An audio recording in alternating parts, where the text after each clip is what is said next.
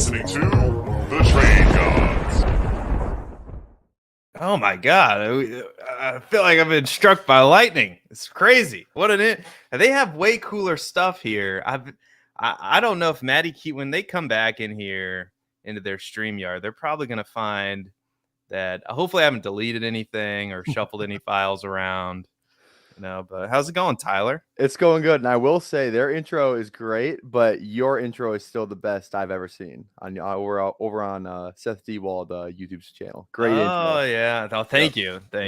My very amateur video editing skills that hopefully are getting better each day. But it gets me hyped. It gets me amped up, ready to crush an underdog draft. But today we're not doing underdog. We're doing a little trade gods reacting to some trades, and I'm stoked.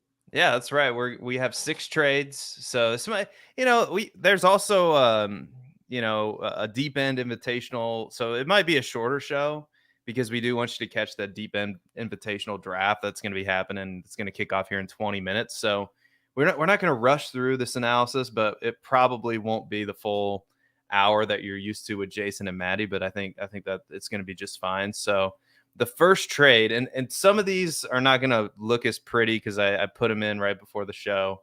So the first trade comes from McSaquon, and it's Davante Adams and a second for Trevor Lawrence, the 207 and the 205 in 2023. And this is a 1 QB start 9 half-point PPR. So Tyler, what do you think of this trade? I think considering it's one quarterback, I think I like the Davante Adams side. I mean, I feel like in one quarterback, it's like who's the 12th quarterback going off the board right now in like any league? It's going to be about like Kirk Cousins is like the worst one. So like the odds are you probably have a good quarterback. Maybe you don't you're probably trading Trevor Lawrence. You probably have a good quarterback. I like the Davante Adams side. You're getting a second back. I guess we don't know what that second will be, but you're giving up the 207. Like second round picks don't do that much for me, so it feels fine. But yeah, give me the Davante Adams side, the best player in the trade. That's usually the way that I lean. Best player in the trade, give me that side. But yeah, I like the Davante Adams side.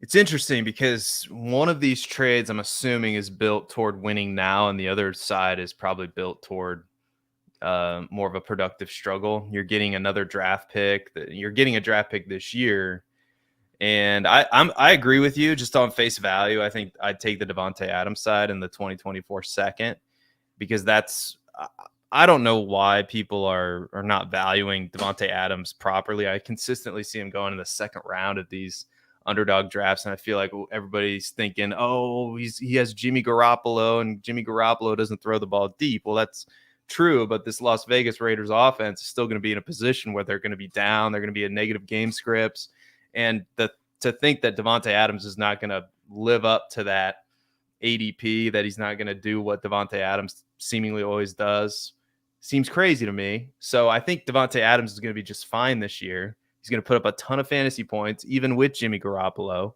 And so that would be the side I lean toward. But I'm always interested in like the context of these situations too, because I can totally get behind the long-term stability. If you think Lawrence could be a top 5, top 3 type quarterback, then I totally get where that guy's coming from.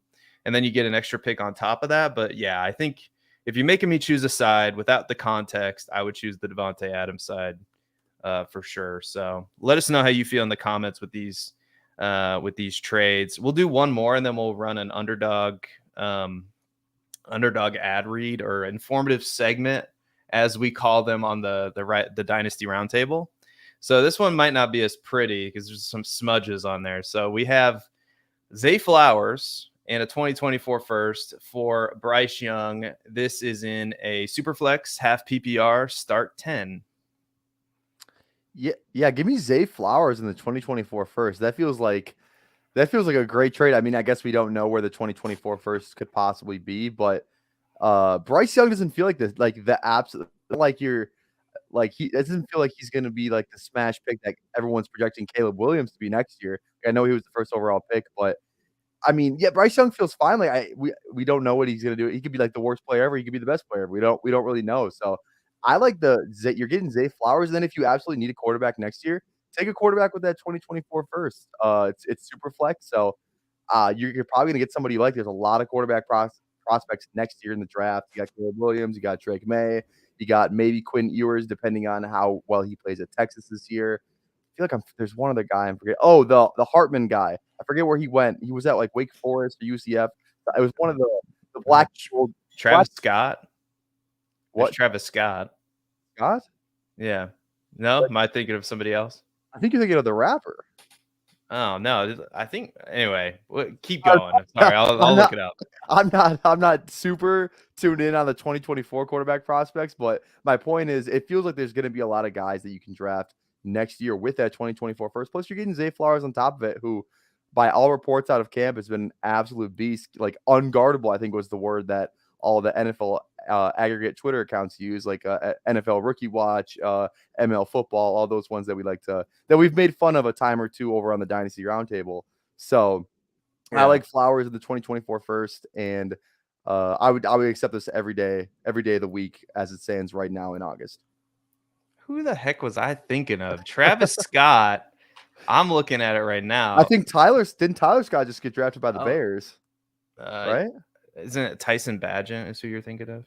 Or we're all sorts out of whack. The guy from Cincinnati, the receiver. Travis Scott is a rapper. Yeah, Travis Scott's a rapper. Who are you thinking of? Travis Tyler Scott. He's a quarterback for A&M, I think. Anyway, I'll figure it out. Sorry guys, we're getting Seth in rare form, but this trade, let me tell you, is a fantastic. You basically sold Bryce Young for 2 firsts, like basically. And that's exactly what you need to do right now, because I got news for you. Bryce Young is probably going to struggle this year, and he's going way too high. He was going way too high in the dynasty startups I was doing. He was going 3rd round, 4th round in dynasty startups, like ahead of, crazy, like ahead of Daniel Jones. Stupid. It's like, I don't understand at all. So somebody help me understand. Like Daniel Jones was a legitimately good fantasy quarterback last year with a ton of rushing upside. Like Bryce Young, he might be a surgeon with accuracy, and I get it. He's great. He could be something, but you're going to have a buyback window if you're a Bryce Young believer next offseason. Once the shine's off, like once you've driven that car out of the dealership, it's going to depreciate. So I'm not saying in this league, but in this league, it happens. Zay Flowers in the 2024 first. Like you said, Caleb Williams, Drake May, Quinn Ewers from Texas. There's a bunch of quarterback prospects we like in that draft. This could very well be a Quinn Ewers, Zay Flowers for Bryce Young, depending on the other team. And to me, I get it. I get it. The Bryce Young hype is real, and he could be great, but he's going to struggle this year most likely. And so there's going to be that buyback window, I believe. So if you really like him, just wait a year and get him next offseason. Once all the hype is on these 2024 rookies, and this 2024 class looks amazing, by the way. I know we say that all the time, but this one really looks good, I think. So I think this is a smash for the Zay Flowers side. Chat, let us know. We got Theo Greminger in the chat. We got Tyler and me filling in here for the trade gods. So I don't know if Jason and Maddie are the trade gods. What does that make us? The trade demigods, the trade servants to the gods. I don't know. We're the trade centaurs. the trade centaurs. Yeah. So the trade centaurs have I got to click the right button. If you've watched the Dynasty Roundtable, you'll know that sometimes I don't click the right button on these streams. So this is an underdog advertisement, or a informative segment. So here's a message from Underdog, and then we'll be right back with more Dynasty trades coming up next. Let's take a moment to talk about Underdog Fantasy. Now, many of you have already signed up. Thousands have signed up from PlayerProfiler already over the years. Underdog has supported us since 2020. Much of what you see on PlayerProfiler is because of Underdog, because of their support. Get the Underdog app, plug in that promo code Underworld. I used to play Underdog just for the best ball drafts. I mean, the best ball drafts are amazing. These draft rooms fill so quickly, and you can win life-changing money. You want to take advantage of all the sleepers we talk about on this show? Well, what better place than in an Underdog draft room to do that? And I recommend taking your underdog play to the next level by diving into their NFL pick'ems. It's important to correlate those NFL pick'ems. You can pick both the quarterbacks and the wide receivers to exceed expectations. Correlate them, and you can 5x your payout. Bada bing, bada boom. Underdog Fantasy, the promo code is Underworld. For an instant deposit match up to $100. Underdog is the truest friend of the underworld. Underdog Fantasy is where it's at. Tyler and I have done way too many drafts on Underdog. You can catch some of our drafts on this channel under the Mock Draft Live playlist on YouTube. You can check them out there. You can check them out. We've done some on my channel, on my YouTube channel, Seth Diewold. So it is draft season officially. So go do that with promo code Underworld on Underdog Fantasy. Get you $100, up to $100 deposit match. And do yourself a favor and check out the Dynasty Roundtable. We had a draft last night on the Dynasty Roundtable. We did a BBM 4 with Aditya and Matt Babich, breaking down some strategy, best ball strategy, also throwing in a Dynasty take here or there because it is the Dynasty Roundtable. So very just a loosey-goosey show last night, if I do say myself. Yeah. It was really fun. I love when we can just kind of cut back without the typical structure that we normally have. And the structure is the draft for the show. So go check that out. The Dynasty Roundtable airs Wednesday at 7 p.m. Central Time on the Player Profiler YouTube channel. If you're not subscribed, hit the subscribe button, click the like button to this channel. We have some more trades. I think real quick. Yeah, Sorry, I didn't cut you off.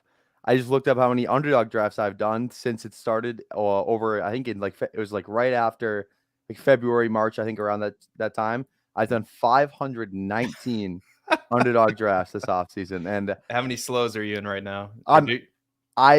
Fun fact, I have not done a single slow draft the entire offseason. I don't like slow drafts because if I get in a whole bunch of slow drafts, I'm gonna miss a pick. There's nothing that makes me more upset than when I miss a pick, because that could be the pick that loses me like a substantial amount of money. So I want to be locked in on every draft that I do. Not to say I've never gotten auto picked, but I feel like I can have a draft a better team when it's a fast draft. I carve out the time to do it.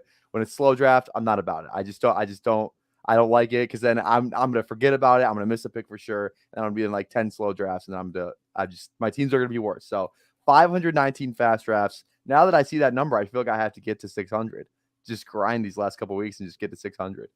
Tyler, next year we have to figure out a schedule for us to just like max out one of these tournaments. I don't know if it would be Best Ball Mania or the Puppy or like something. I haven't maxed out a single one. I haven't maxed out any. The closest one I've done was I got 100 in the pre-draft Best Ball Superflex. Did 100 of those before the draft Superflex ones. Okay, gotcha. So yeah, we're gonna have to figure it out. Since we're a Dynasty channel, maybe that might be a good one to try to max out. Is like the pre-NFL draft one. The Best Ball Roundtable. Yeah. When do those? Anyway, we can talk about this later. We got some ideas cooking here for future content. So this is not going to be as pretty because it's very convoluted. But this is the image that was sent in. But I can give you the details of the trade. Okay. So essentially, what this is all right. I'll try to break it down. So Russell Wilson, Cooper Kupp, Matthew Stafford, and 3 2024 firsts for Joe Burrow, T. Higgins, Ryan Tannehill, and 2 2024 thirds. It is a PPR, tight end premium, superflex, 12 teams, start 11. I know that's very convoluted, but Tyler, what are your thoughts, or did you follow that at all? No, I'm following because I see it here on the show sheet, so I'm following it there a little bit more, better than I am on the screen. But this is a tough one. I'm trying to just equate value because 3 2024 first is a lot, but this team also did give up Joe Burrow and T. Higgins. Like, I have a rule about that kind of thing. I don't think there will ever be a time where I would trade a guy like Joe Burrow. It would have to be the most absurd trade I've ever I don't even know what it could be. It would have to be something where I'm obviously winning the trade, and then the trade wouldn't go through because the league mates would see how absurd it was. I just have a rule that you don't trade a guy because a guy like Joe Burrow is young. He can help you win if you're rebuilding, and he can help you win if you're trying to win now. It's like there's not a lot of guys who are like that in the fantasy landscape. And Joe Burrow is like one of those top tier guys. This player is also getting T. Higgins and Ryan Tannehill. If this person's trying to win now, Ryan Tannehill is probably going to be a decent like QB3 this year. Like he's a guy that I've drafted a lot on best ball because he could just be like the Ryan Tannehill we've seen before. He's throwing to DeAndre Hopkins. He's throwing to Treylon Burks. He's got Chigga Conquo, who some people like. He's still got Derrick Henry, a great running game. You could argue that this offense, maybe not the offensive line, but the weapons around him are probably better than when he was with A.J. Brown. It was just A.J. Brown and Corey Davis, who just retired like yesterday. So I didn't even say who I thought won the trade yet. I'm just going to go with the Joe Burrow side because you got Joe Burrow. You got him for as long as you want to keep him around. And if you're trying to win now, I'm sure the rest of your team looks pretty good. So I'm definitely going to take the Joe Burrow side just because you don't trade guys like that. If you ever did trade Joe Burrow, I mean, it's a clear tear down to Russell Wilson. And you do have to throw Ryan Tannehill. Real quick about Ryan Tannehill. I don't really understand the hate. I guess it's because people assumed, just like they assumed last year, Malik Willis. Oh, they draft Malik Willis because they're sick of Ryan Tannehill. Oh, they draft Will Levis. Oh, Will Levis is third string behind Malik Willis, who couldn't beat out Ryan Tannehill. Like, there's only so many Patrick Mahomes, Jalen Hurts, Joe Burrows. There's only about 8 to 10 of those guys. And if you don't have one of those guys, you have to settle for Kirk Cousins and Ryan Tannehill. Ryan Tannehill, like in 2020, he was the quarterback 9 in fantasy points per game. And then in 2021, quarterback 14. And yes, he dipped off last year, but he's shown that he has fringe quarterback 1 upside. And now he's got Hopkins and he's got some rushing ability to his game. Like I really like he was, he's going to run around a little bit. He had a couple rushing touchdowns. Anyway, I think Ryan Tannehill is very underrated and should be a trade target if you need a quarterback because he's probably not going to cost you very much. But to get back on target or on track here, I think if you're ever going to trade Joe Burrow, this is the kind of haul that you're going to have to get because Russell Wilson, I think, is going to bounce back. Cooper Kupp, I still believe, has a couple good years in him. I think he's on a very Jerry Rice-like career path. I mean, he just gets open. I know there's some injury concerns, but I'm willing to make a bet on Cooper Kupp. And then you get Stafford, too, back. So you get 2 quarterbacks for 2 quarterbacks, basically. And I know there are concerns with Stafford staying healthy behind that offensive line. But the 2024 first, man, I mean, you could, if you're a win now team, you could trade some of those pieces to really build a super contender. And I get it. You're giving up Joe Burrow. You're giving up a legitimate top 5 pick in a super flex draft probably. And I don't love it. But if you're ever going to do it, getting 3 2024 first plus Cooper Kupp, Russell Wilson, Matthew Stafford, I think that's probably the haul you would need to get. So I think it's pretty fair trade, but I'll lean to the 3 2024 first because I'm the kind of player who loves collecting assets and turning those and that gives me some flexibility too to do whatever it is I want to do. So I will lean to the Russell Wilson side, but again, I don't love giving up Joe Burrow for sure. Let's see. Trade number 4 here. I'm sorry. The graphics are going to get worse and worse. This might be the worst graphic. No, it's fine. You can honestly, this one's better than the last one because I can actually see on the screen what's going on here. Find a way to see us. I don't know if that's possible. They don't need to see that. You don't need to see us. Okay, whatever. So we're just gonna put this nasty looking thing. I literally took a screenshot of it, and I thought it would look a lot better than this, but you can barely make it out. Josh Allen for T. Higgins, Drake London, Christian Watson, and a 2024 first. Kind of similar to the other trade in a way, except there's no quarterback coming back. What do you think?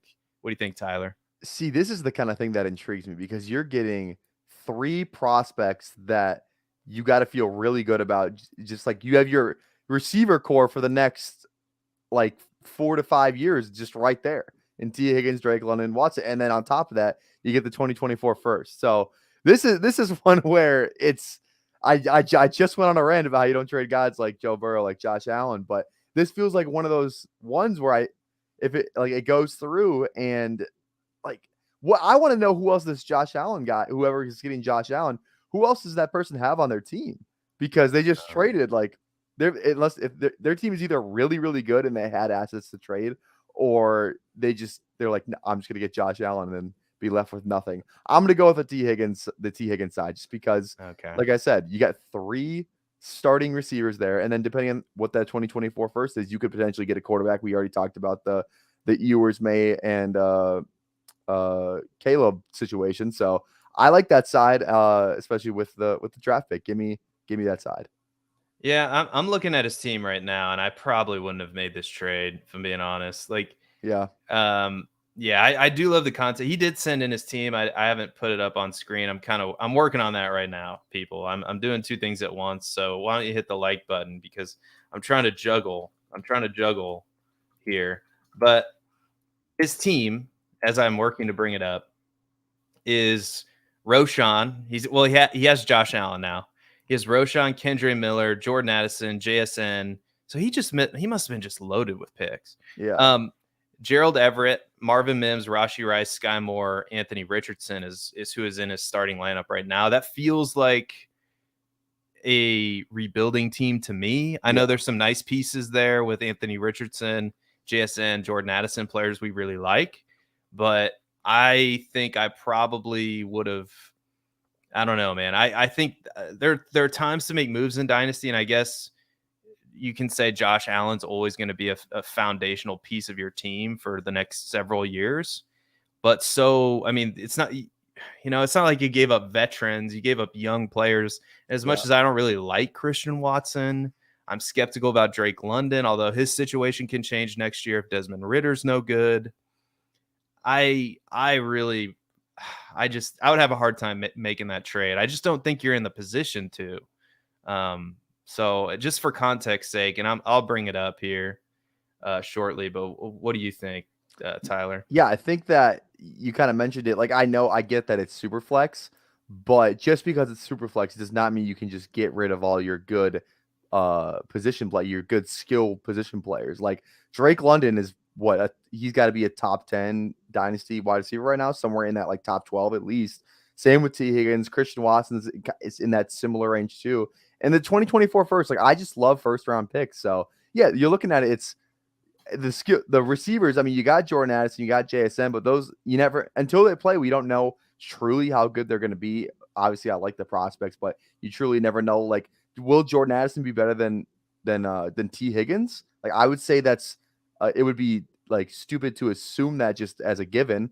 And then Roshan, Kendre Miller. I guess none of the trade really included running backs, but you're starting Rashee Rice and Sky Moore like in there, and I guess like they're maybe could be like wide receiver 1, wide receiver 2, because nobody likes Kadarius Toney, who I've also been sneakily drafting a lot of recently because he's fallen really far. But anyways,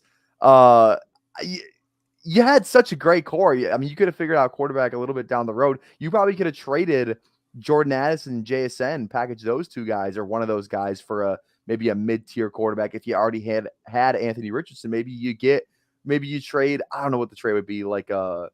Maybe go get like Deshaun Watson or somebody like that you like, but that's somebody that's not like too overpriced. I don't know, something like that. You could have definitely done, especially if you had the first. I think you could have got like Deshaun Watson for like Jordan Addison in a first. Like that could have been a trade you might have been able to get done. So, I think this Trey Lance piece of the roster. I'm guessing he's one of these people, and I'm just as guilty in some of my leagues as believing in Trey Lance, and it kind of looks like Trey Lance is, not going to be a thing, but we'll see if, he's currently listed at 3rd on the depth chart last time I looked.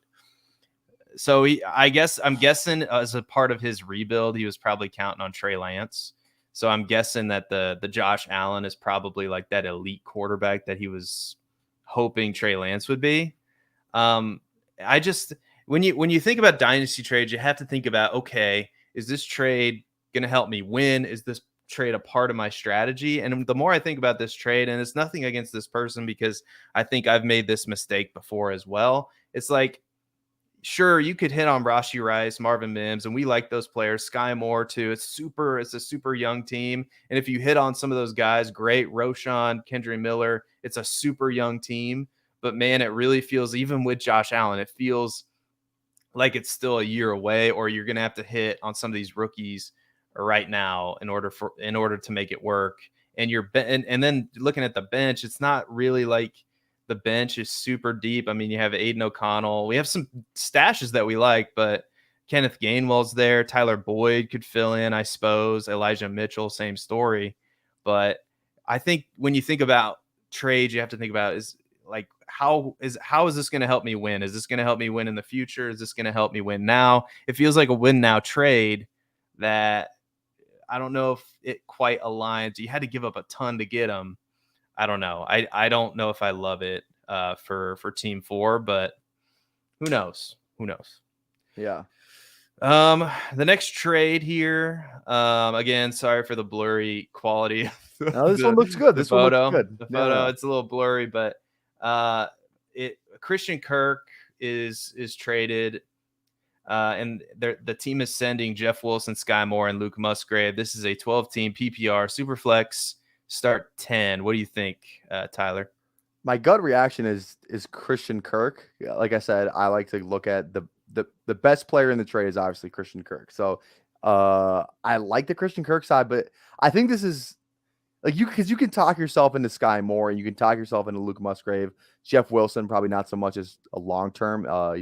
He's a like a sneaky best ball pick right now, but in terms of long term, he doesn't have that much value, I would say. But I think for this trade to really work out, you got to hope Sky Moore is just like the true number one wide receiver in KC, and he didn't really show us a lot to make us believe that he was going to be this year when he was in the game last year. I know he had a couple muff punts. He scored his first touchdown in the Super Bowl. He's the first player, wide receiver ever, I think, to score their first touchdown in the Super Bowl. And like, that's not a great stat because if your first touchdown in the Super Bowl means you didn't do really anything the entire year or something, like rookie year or whatever. So I like the upside of Sky Moore, obviously, because he's in that Chiefs offense, but I just don't know right now. And then Luke Musgrave, I mean, I don't know. I don't think he really moves the needle for me much at all. So I'm going to go Christian Kirk. You know he's going to be attached to Trevor Lawrence for the next couple years. He's in a high-powered offense. He could legitimately still be the number one passing option or receiving option on that team. Everyone loves Calvin Ridley right now. I love Calvin Ridley, but there's no guarantee that Calvin Ridley is going to come in and command the more targets than Christian Kirk. Christian Kirk could easily command more targets than Calvin Ridley. He was a beast last year. Nobody remembers. Like he was like wide receiver, like 16, 15 or something in that range. 12. He was wide receiver 12. Wide receiver 12. I'm looking at it right now. Yeah, he was great. Like he was an awesome pick last year, and people just decided to forget about it. He's in the slide. He kind of has like that Amon-Ra St. Brown role a little bit. I don't know if he's a better player than Amon-Ra St. Brown, but he's kind of in that role, slot target. So I like Christian Kirk. Give me the Christian Kirk side of this all day. It's funny because it wasn't that long ago where NFL analysts, fantasy analysts were just making fun of the Jaguars for the Christian Kirk. I remember that was a great time to be alive. Yeah. You remember that? Just, oh, what idiots. How could they do this? You know, they're spending frivolously. Yeah, whatever. And he just goes out and, you know, proves that, you know, maybe he was worth the contract. You know, like he had a really good season last year and it was desperately needed for a young quarterback. So they went out and got aggressive and got what they needed, and they made the playoffs and won a playoff game in spectacular fashion against the Chargers, if you remember, if I remember right. But yeah, he was number 15 in targets too, 133 targets. And I know Calvin Ridley's coming into this offense, and this is a big question mark. Like, how are the targets going to be distributed? But we had Bradley Stalder on the Dynasty Roundtable, and he thought that the way he did his projections, that he thought that each pass catcher in the Jacksonville offense would have 100 targets. And I think that included Evan Ingram. So if Christian Kirk's getting 100 targets this year, I like him as a wide receiver too. And I think he's probably going to get upwards of 100 targets too. So this seems like a classic, you know, Christian Kirk is technically approaching the age apex. He's 26 going on 27. This feels like a classic win now versus rebuild move. And if that's the case, I'm fine with it. If you're rebuilding, unloading Christian Kirk and getting a younger Sky Moore and a good looking tight end in Musgrave. Jeff Wilson makes no sense as a part of this deal, but whatever. I do agree. I like the Christian Kirk side as well. Although I'm very intrigued with Sky Moore, but we just haven't seen it yet. It's a huge projection, and it's it's like a prospect in baseball. You're just not sure if it's going to hit or not because everybody's thinking, yes, Sky Moore projects well into this slot role, but they drafted Rashee Rice. I know he projects probably as an outside receiver, but you just never know how Kansas City is going to utilize their players, and Kadarius Toney's there too. So, anyway, one more trade for the people. The chat is alive and well. We have Kish in the chat. Should I avoid wide receiver running back stacks? For example, I have Chubb and Cooper in one league. Well, what do you think? In Dynasty, is that a huge deal? Dynasty, if it's just like two guys, I don't have a huge problem with it. I think I had in like a redraft league kind of thing. I had who was it? Kyle Pitts and Drake London. So it's kind of like I don't think it's a huge deal if it's just two guys because those guys could both catch a touchdown in the game, and actually probably increases your floor a little bit too because you kind of have a couple options of an offense. But best ball, it's absolutely fantastic. But in Dynasty, I wouldn't fret about it too much. I mean, Chubb and Cooper, those are both like the number one at their respective position groups. So they're both. So I think they're both like inside top 4. I know Nick Chubb's like a first round, second round pick. Cooper's around, I think, 4th round right now. So that feels fine, honestly. Yeah, I agree. I think it's totally fine. I think it's an offense you're going to want some exposure to for sure this year, especially in the AFC North. I think that's going to be a shootout division. The NFC North, the AFC North, those are my two divisions that I just absolutely want all the exposure to. I think those are going to be two shootout divisions. So thanks for the question. We have AWOL in the chat. We have Fantasy Football Ninja, who's a Super Pod Sunday, Super Wolf. I don't quite understand the lingo, but thank you for chiming in. Should I trade Christian Kirk and DeAndre Swift for D-Hop and Montgomery? Ooh. That's a good question. What do you think, Tyler? If it's Dynasty, oh, that's tough. Should I trade? If it's Dynasty, wow. So Hopkins is on the older side, but probably projects to score more fantasy points than Kirk. I think I would take the D-Hop and Montgomery side, honestly, because I think, like I said, D-Hop's probably the best player right now in that trade. If D-Hop's with Treylon Burks currently like kind of dealing with that, I think it was a ankle injury, or I forget LCL or knee sprain. Was it a knee sprain? LCL, knee sprain. Yeah, that's right. The knee sprain injury, like it's more than plausible that DeAndre Hopkins could just be cooking the first kind of 4 weeks of the season. His value's going to go up, and then you can even just ship him out for something more than what you traded him for. So and Montgomery, I know there's no bigger David Montgomery truther than your Seth Diewold on the stream right now. So I like both those picks. I know I just talked about Christian Kirk. DeAndre Swift is we just don't know what they're going to do in Philly. He's not even listed 1 on the depth chart. It's Kenneth Gainwell's actually going as like the last Philadelphia Eagles running back right now in redraft, and he's like the number 1 on the depth chart. So I don't know what that's about. So give me the D-Hop and Montgomery side because I think they're both those players right now are at least better than Swift and Kirk, even though they may be older than both those players. Yeah, we have some Swifties out in the world. What kind of Swifties? The Swiftie. Well, there's the Swifties that like the Taylor Swift, and then there's the Swifties like Matty Kiwoom, who's one of the trade gods, who loves DeAndre. He's saying redraft. This is a redraft trade, by the way. Oh, redraft. Yeah, D-Hop and Montgomery all day. Yeah. D-Hop and Montgomery all day if it's redraft. Yeah, I agree with that because D-Hop's getting drafted ahead of Kirk and Montgomery's getting drafted ahead of Swift. So that's pretty easy math for me anyway. But here's why I think you're going to want Montgomery over Swift.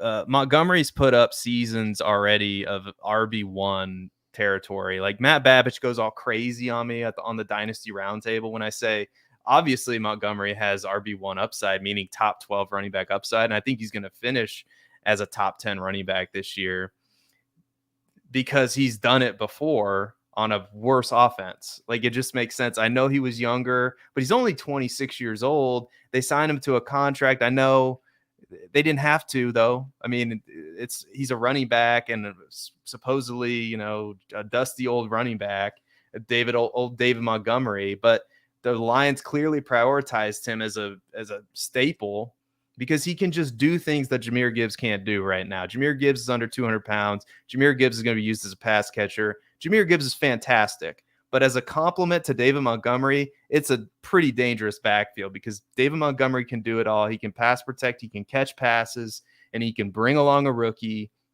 the perfect veteran role model for a rookie that's going to bust his ass every day. Like I, as a Bears fan, I know I'm speaking from my fan part of my body right now, but I love that guy so much. He was a perfect Bear, and I was sad to see him go. But if there was ever a player that did the most with what they have as far as talent, it was David Montgomery. So like, I'm just all in on David Montgomery this year because if they can do it for Jamal Williams, if they can get dusty old Jamal Williams, 17 freaking touchdowns. Like, I'm not saying David Montgomery is going to score 17, but I do think he's going to get into the double digits because he's going to inside the 10, inside the 5. I don't think they're handed to Jahmyr Gibbs. They might give him a ton of targets, which is great for fantasy, and that might justify his current ADP. But Montgomery is going to get those touches inside the 5 because we know Goff's not running around. So he's just going to hand the ball off just like they did last year to Jamal Williams. It's going to be to David Montgomery, and he's going to be Jamal Williams 2.0, and he's going to win you all your leagues. So, yes, for all those reasons, I didn't even talk about Hopkins, but D-Hop and Montgomery. Clip it and ship it, boys. Clip it and ship it. That's right. So you're very welcome, Jacob. I like the plane in your post there. So we have one more trade, I think, to get through. If you have any more questions, we'll answer your questions too. And gosh, I don't know what this is so terrible. You don't have vision problems, okay? You don't have to go to your ophthalmologist tomorrow.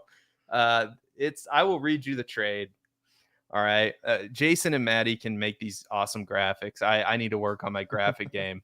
But it's Calvin Ridley, Cortland Sutton, Jaden Reed for Davante Adams, Isaiah Hodgins, Trey Palmer, and A.T. Perry. This is a 12-team PPR Superflex start 9. Man, it's a lot of dust. A lot of dust on this. There's a lot of there's a lot of things I think you can eliminate. Yeah. You know, like Cortland Sutton. I do not see. I think I've talked about on Dynasty Roundtable. I forgot which show I was on, but I went on a Cortland Sutton rant. I just don't like Cortland Sutton at all. As long as Jerry Jeudy's in the game, which may be questionable for week 1 now, considering the hamstring news today. But I just don't think Cortland Sutton's that good. When have we ever seen him? I think he had like one nice season right before he tore his ACL a couple of years ago. And then after that, it feels like he's been pretty much dust. They draft Marvin Mims. Marvin Mims stock going way up now with that Jerry Jeudy news. And I like Jaden Reed. But like Hodgins, Palmer, and A.T. Perry, there are so many Giants wide receivers in New York. Like Hodgins it was a nice story last year, but can he compete? Because it's so much competition. He didn't really have that much competition last year. They were throwing out just like Richie James, and it was Isaiah Hodgins who played well, but I want to see him.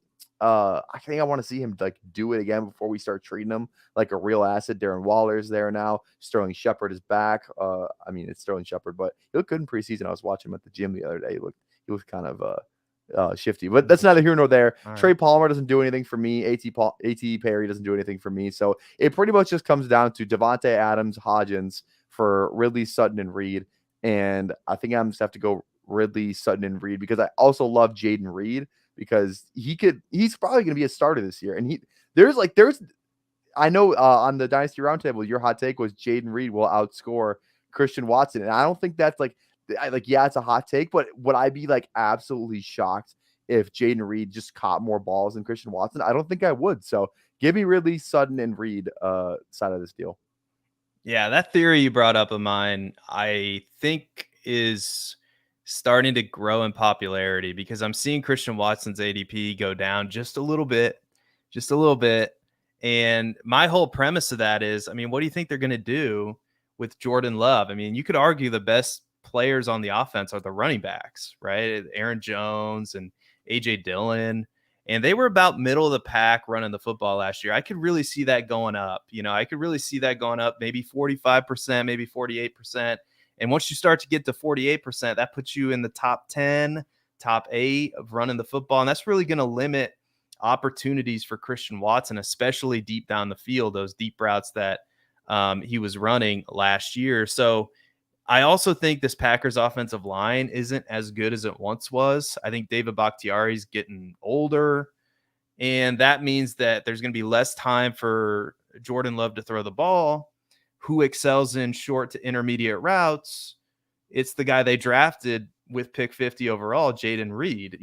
So I also really like the prospect too. So I while it's probably going to be Christian Watson, who is an absolute fade for me this year, because he went crazy for 4 games, and that's really what we're basing this off of. I know the stat that's been quoted is, he was wide receiver 8 for the second half of the season. No, he was like great for 4 games. And then once the fantasy playoffs hit, it was right back to the same old pumpkin he was before. So I'm very skeptical. I'm passing on him. I'll take DJ Moore all day over him, and some other running backs like ETN over him, easy in that range if you're doing an underdog league. But as far as that theory goes, I think that's why I like this side of the trade, So I like Jaden Reed, I like Calvin Ridley, and I think you could get something for Sutton if you don't like him. Like, I think maybe you could get, I don't know, a pick upgrade. Like, maybe you could get a second back. Like, I don't know, but Sutton's a conundrum to me. I don't really think he's got much left, but I hope I'm wrong. But I do think Marvin Mims, though. I hope you drafted Marvin Mims in Dynasty, because I think he's going to be something this year too. I don't know exactly the extent of that Jerry Jeudy injury. I saw he was carted off, but it seems like everybody's getting carted off and then they're fine. They're just riding in the front seat. So I don't know. But anyway, so if there's any, if Judy's out for any length of time, I think it would be Marvin Mims next man up, right? I would assume. I don't know for sure. But so that is the trade. Let us know. Oh, we got one trade. James Calvert is in the chat. He's got a trade for us. Tyler, he traded Bijan, McKinnon, and Godwin for Tyreek, Sanders, Montgomery, and Addison. I now have Hill, Diggs, and AJ Brown. So he traded. Okay. He traded Bijan and McKinnon. I assume this is Dynasty. I'm guessing. Back to Montgomery. Yeah, Montgomery's in all these deals. Gosh, I think this is a pretty smashed deal. I mean, I get it. You had to give up Bijan, but I think Bijan's being overdrafted in the first round. I'm getting a little exposure to him just because you have to. You said this is redraft? No, I think this is Dynasty. He didn't say. He didn't say in the chat. So James, if let us know if this is Dynasty or what it is. But yeah, I think the Tyreek side is a smash. I'm assuming that's Miles Sanders too. So you just basically, you basically just like, this is not even fair, man, to be honest with you. Like, I love Godwin, but man, you get basically, because McKinnon is, I mean, a handcuff. I think I know he had some RB1 weeks that won you probably your fantasy leagues last year, but that's Pacheco's show. Pacheco's going to get the majority of the touches.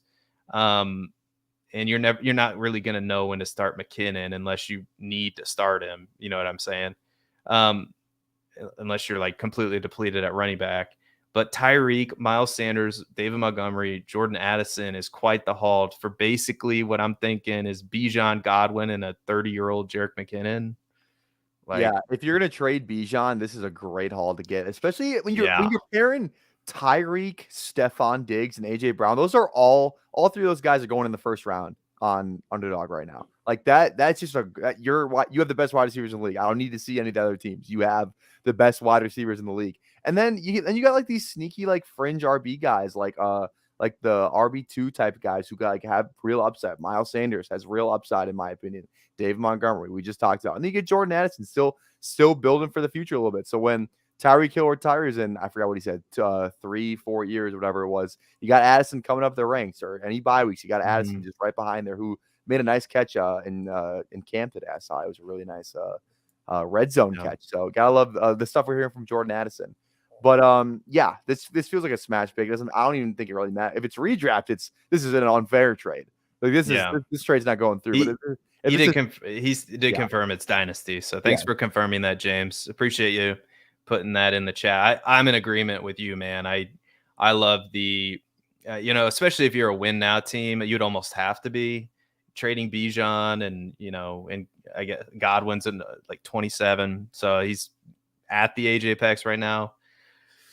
So to close out the show, Tyler, why don't you give me your hottest take that you have right now in redraft, because you're doing all these redraft, underdog best ball leagues, right? So you've been doing all these drafts all season. What's your hottest take with like 2 weeks left? I mean, kickoff is literally 2 weeks away, right? If I'm doing my math right, Kansas City, Detroit's going to kick off in 2 weeks. It's hard to believe, but what's your hottest take right now? I'm going to die. I said it on your show. I'm going to say it on this show. I will die on this hill. You find me on Twitter. I don't care. Dalton Kincaid will finish as a top 8 tight end. Actually, no, that's not the one. You're right. That's top 5. Go top 5. Top 6. Top 6 tight end. All right. He will outscore. I think he will outscore. Who's one guy I don't like in there? I think he outscores George Kittle this year. That's my hot take. Dalton Kincaid outscores George Kittle. I think it's crazy. All right. And I don't understand what's going on, because clearly some high stakes people know something that I don't. Like, what's the deal with Darren Waller? Like, why is he Darren Waller stuff is crazy because explain this to me. So the entire offseason of drafts, before the draft, even after the draft, and all the way up right when training camp hit, it was right at that point we see this sudden rise in Darren Waller's ADP.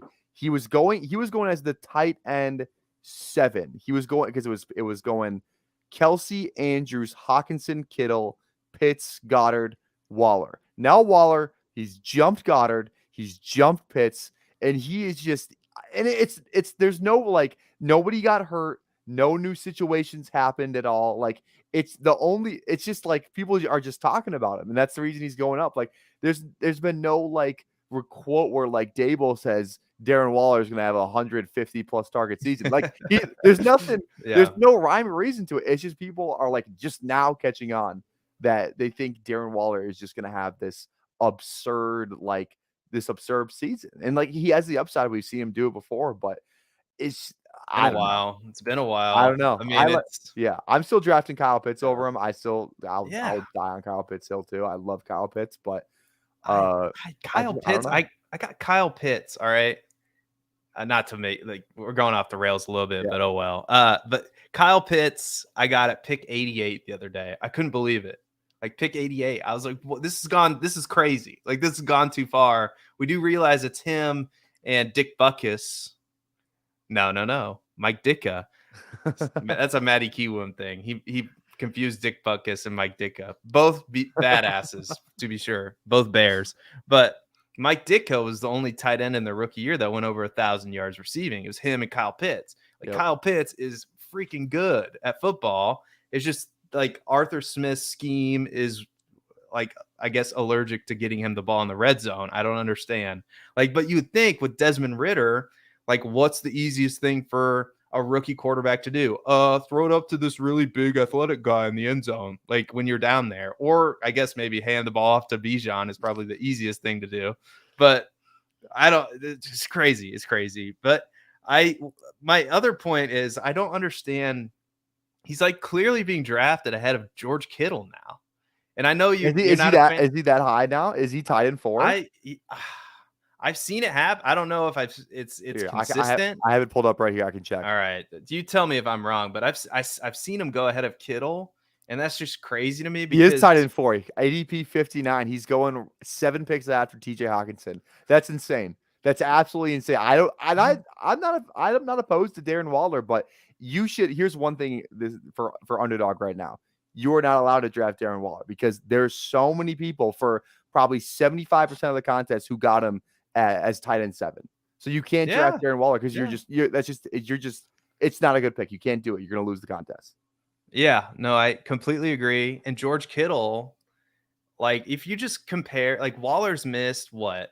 He missed like half the season last year. He missed like 7 games. Yeah. He missed 5 games or 6 games the year before. So it's not like he's been the picture perfect image of health, but you go, oh, Seth, but he's been so efficient and great when he's been on the field. I mean, tight end 6 in 2021 and then tight end 2 in 2020. Okay, well, George Kittle did that, a couple years ago, and then he was tight end 4 last year. And he's played in more games. I don't know. It's like I'm taking crazy pills right now. And I keep drafting George Kittle when he falls to that 6th round because I'm like, I get it. The San Francisco offense has a lot of pass catchers, but in best ball, I don't really care because George Kittle's going to have those spike weeks that we want in best ball. So anyway, that all came from a bold prediction somehow. But I'm going to stick with David Montgomery being a top 10 running back as my bold prediction. I'm the biggest David Montgomery truther you'll find out there.